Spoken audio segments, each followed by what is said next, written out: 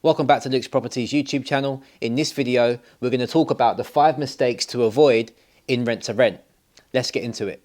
Okay, so number 1 is overestimating property potential. I see this happen all the time. When someone's very keen and eager to get their first rent to rent property, they often disregard doing their due diligence. They don't do their numbers properly. They end up trying to force a deal over the line. Then once they have the keys and they start to market the property, they realise that it's not that straightforward to find high-paying, premium professional tenants to come and stay in the property, because the market is competitive, right? And if you're going to charge a high price, then you have to add value, you have to improve the property, and it has to be worth the price that you're charging. You can't just make up a price in your head and hope that tenants are going to pay that. When tenants are looking for accommodation, they look at the whole market. They're on spare room, they're on open rent, they're on Gumtree. They're trying to find the best deal. They're not just going to jump at your property because it's newly advertised. It has to be priced fairly. You have to create fair value. And I see this happen all the time. When people are too eager, they try and rush their first deal across the line. They haven't done their due diligence. They've overestimated the property's potential. And because of this, they end up wasting time doing a rent-to-rent deal where they might make £200 or £300 a month max. In some cases, they may even break even because they haven't done their due diligence properly and they haven't properly estimated the property potential. So rather than trying to wing it and hoping that you're going to make £600, £700, £800, £900 per month in profit, before you push that deal through, really do your numbers, do your due diligence, and make sure that the property is actually profitable and it's going to make you at least £600 per month in profit. If you can't see that £600 a month in profit clearly, then go and find another property, because you could manage an HMO for around 15 to 20% of the rent collected and make around £300 to £400 just from managing the property alone, from offering a commission-based management service, where rather than guaranteeing the rent, you collect the rent for the landlord, take out your percentage commission as the management company, and then pay the landlord the remainder. That's a lot easier than guaranteeing the rent and potentially only making a couple £100 or breaking even or even losing money. So make sure you do your due diligence and make sure you don't overestimate the potential earning power of the property. The second mistake that you should never make is using the wrong contracts. I get people messaging me all the time saying, Luke, I've seen a property that I want to do rent to rent with. I haven't told the landlord what my plan is. I'm going to rent the property as an individual tenant on an AST contract, and then I'm going to re-rent the property out for a premium. Can I do this? And my answer is always the same. No, you can't do this. This is illegal. Rent to rent is a business. It's a proper business, and you have to approach it as a business. You can't rent a property as an individual and then re-rent the property out as an individual person, because that's the definition of illegal subletting. You need to be transparent with the landlord and you need to approach them as a company, as a professional business would. There's so many people who want to get started in rent to rent who don't understand the rules and regulations. They may have watched 1 or 2 YouTube videos and all of a sudden they think they're an expert. So in order for you to separate yourself from those jokers, you have to act a bit differently. You have to present yourself professionally and approach the landlord as a business. So stop trying to skip steps. You have to set yourself up as a company. You have to get the relevant insurances and you have to get the landlord's permission to sublet. They need to know what you're doing and they need to agree to it. And this takes practice, this takes work. This takes studying the theory, and then you have to actually apply the theory in real time and do the actual work. There's no shortcuts to this game. So make sure you're always using the correct contracts. You can't use an AST contract. You have to use either a commercial lease agreement, a company let agreement, or a management agreement. Those are the only 3 contracts that you should be using. Anything else is illegal and is not best practice. So don't make the mistake of using the wrong contracts, as it will come back round to bite you in the future. The third mistake to make is neglecting tenant demographics. Now this is a big one. I've heard stories about people doing this quite often. I think it's because of all the social media posts that people see surrounding Airbnb and serviced accommodation. The common misconception is people think that every property can work well as an Airbnb, as a serviced accommodation property. When I say Airbnb and serviced accommodation property, I mean a property that you furnish and then rent out by the night, kind of like a hotel, for a nightly rate. Now yes, some properties work very well like this, but some properties don't. It's quite a niche thing. It doesn't work for every property. Some properties work better than others. So again, if you've done your numbers based on the fact that you're going to be able to rent the property out for £150 per night for 21 nights out of the month, and that's the only way you can make money, then you might be leaving yourself slightly exposed, because service accommodation is seasonal, and there's some months where it's really busy and you will make that money, but then there's other months where it's not so busy. And if your only option is to rent it out as an Airbnb, then how are you going to make any money in those quiet months? Yes, you should make more money in the busy months that can cover those quieter months, but still, wouldn't you rather take on a property that works as an HMO, so you can rent it out to a group, or you can rent it out by the room, and you can rent it as an Airbnb? It's best to have both options. So don't just take a property on for the sake of it because you think it can make money on Airbnb. Really do your numbers, do your due diligence, look on AirDNA, check the occupancy rates in those areas, try and speak to other operators in those areas and find out how busy their properties are and how well they're doing. Find out if they're making any money, if it's a good season, a good area for Airbnb. Again, this is due diligence. This is the work that most people don't want to do, and then they end up getting themselves into this situation where they've got a property but they're not making any money because they didn't do all of their due diligence and they neglected the tenant demographic.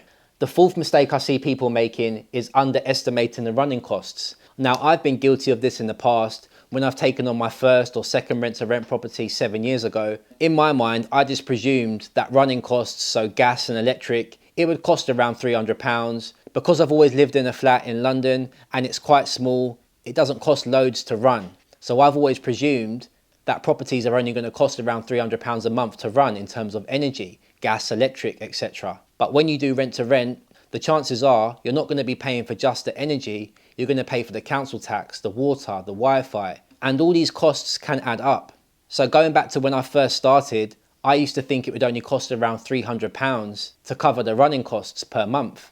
But once I got that first property, I rented it out, and then I looked at the numbers after a few months, I realised that it was costing me closer to £500 to £600 a month to run these properties. Luckily for me, I had found tenants who were going to pay me a premium, so I still had quite a lot of room there. So even though it was costing me more, I had tenants that were paying me significantly more than what I was paying the landlord. So I had enough room to absorb that additional cost. But most people don't have that room to absorb that cost because they've rushed into it and they've underestimated the running costs. Also, you want to work on reducing the running costs as you go. So you need to install systems. You should install a thermostat that you can control from your phone. You should set house rules for tenants so when they go out, they keep the windows closed and they try and keep the heat in the house. You should encourage tenants to not leave the lights on when they're not in certain rooms. All these little things eat up your profit. And just because you're keen doesn't mean you shouldn't do your numbers and you shouldn't do your due diligence. So make sure you don't underestimate your running costs.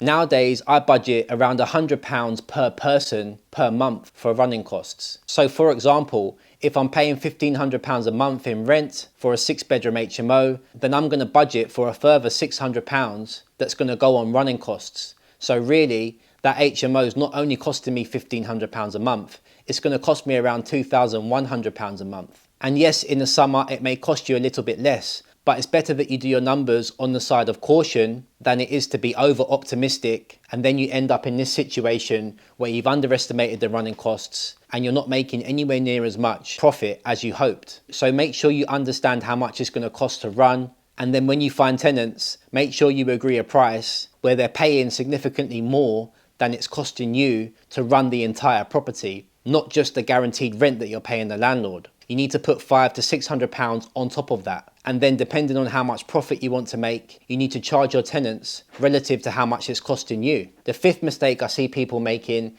is having poor landlord relationships. Now, this is something I had to learn the hard way. In the early days, I would take on properties without having a relationship with the landlord because I'd take them on through a letting agent and the letting agent would deal with the landlord. And sometimes this would create problems. So if there was a maintenance issue at the property, I would message the estate agent to get it fixed. They would then message the landlord. And because the landlord lived abroad in Dubai, there would always be this delay of like 1 to 2 weeks. And in that time, the tenants are moaning to me every day about the maintenance issues. And because I don't own the property and it's the estate agent's responsibility to manage the property because that's what they're getting paid to do, I can't just go and fix these things myself. I have to wait for the estate agent to speak to the landlord, then for the landlord to give the estate agent a green light, and then the estate agent will organise the relevant contractor or tradesman to come and fix the issue. But in that 2 to 3 week period, I'm charging tenants a premium price and they're not getting a premium service because something as small as one of the toilets not working can create uproar in the household. And the only person that's going to have to deal with all of that stress is going to be you as the rent-to-rent operator. So if you are working with an estate agent, then make sure they understand that you need to be able to contact them if something goes wrong. You need to understand their system for when things do go wrong. How quickly can they send out a tradesman? Do they have a good system in place that gets issues fixed quickly? Because if they do, then you can work with them. But if it's going to take 2 to 3 weeks to get something fixed, then this could put a huge strain and stress on your business. If you're working directly with a landlord, then when you're negotiating the deal, make sure they understand that you need to be able to contact them. Because yes, you are guaranteeing the rent and you are trying to give them a passive income and a hassle-free solution to landlording. But things always go wrong with property. The nature of property is people use property and then there's wear and tear. And when things do go wrong, you need to have clear terms and conditions that define exactly who is responsible for what. Landlords have an obligation when they rent a property to make sure it's in working condition. And if at any point throughout your tenancy, the property isn't in working condition, then that obligation falls under the landlord's obligations. So I'm talking about the boiler, I'm talking about the structure of the building, I'm talking about the windows. These are all responsibilities of the landlord. You as the operator are there to do minor maintenance, yes, but your job isn't to pay your own money towards someone else's property. That's a landlord obligation. Anything expensive is going to be a landlord obligation as they own the property, not you. However, you need clear lines of communication between you and the landlord to make sure this is very clear and to ensure that when things do go wrong, which they will, they can be fixed quickly, therefore keeping your tenants happy, therefore allowing you to run your business correctly and smoothly. Efficiency and communication is the key here. And the final bonus point is overspending on refurb and furnishings. Now I see this one happen a lot too. People get very excited, they get the keys to their first rent-to-rent property, and then all of a sudden they're off to IKEA and they're spending £4,000 to £5,000 on furnishing someone else's house, buying all the bells and whistles when they don't actually own the property. Or they start going looking at new bathrooms or new kitchens, and that isn't the game here. Remember, the game is to improve the perceived value on a budget. You don't own the property, so it doesn't make any sense for you to be pouring in thousands and thousands of pounds into someone else's asset. Yes, you want the place to look better, you want to improve the perceived value, but the bulk of your work needs to be cosmetic. So painting, decorating, furniture and staging. You shouldn't be putting in a new bathroom, you shouldn't be putting in a whole new kitchen. These are landlord obligations, not yours. Maybe you can come up with a compromise between yourself and the landlord. Maybe you can encourage them to put a new bathroom or a new kitchen in, providing you're guaranteeing the rent over 1 to 5 years. Landlords will feel a lot more obligated to do that if they know they've got a guaranteed income coming in over a long period of time. I know this speaking from experience because I've taken on old tired HMOs that do need new kitchens and new bathrooms. And I've negotiated with landlords that if I guarantee them the rent over the next 5 years, that they will make those improvements once they've got some guaranteed rent coming in from our company. So everything's always negotiable, but don't leave yourself exposed by overspending on someone else's property. Remember, the game is to spend as little as possible to get the maximum uplift and improve the perceived value. So you need to be creative. Rather than spending thousands and thousands, set yourself a limit. Try and only spend around £2,000 to £2,500 on furniture and soft furnishings. When I first started, I got all of my furniture from the British Heart Foundation, which is a charity shop that kept my costs down, and because I was targeting contractors, they were more than happy with that type of furniture. If I was targeting corporate tenants and corporate guests, then maybe that furniture wouldn't have sufficed. But because I was targeting contractors, they don't need the property to be a hotel standard. They just need the property to be a home away from home. And as long as they've got the basics, they'll be happy. So don't overspend on refurbs or furnishings. So those are the 5 mistakes to avoid in rent to rent. Just to summarize, we've got number 1, overestimating property potential. Number 2, using the wrong contracts. Number 3, neglecting tenant demographics. Number 4, underestimating running costs. Number 5, poor landlord relationships. And the bonus number 6 is overspending on refurbs and furnishings. If you want to get started in rent to rent, but you feel like you need some support, maybe you need a mentor, then in the video description below, I'm going to put a link where you can book a call in with me directly. And on that call, I can help point you in the right direction and make a plan for you going forward. If you feel like that would benefit you, then click the link and book a call. It's free, so why wouldn't you? If you want to watch another video where I break down exactly how to start your rent to rent business step by step, then watch this video next. I hope you've enjoyed this video, and as always, I'll see you on the next one.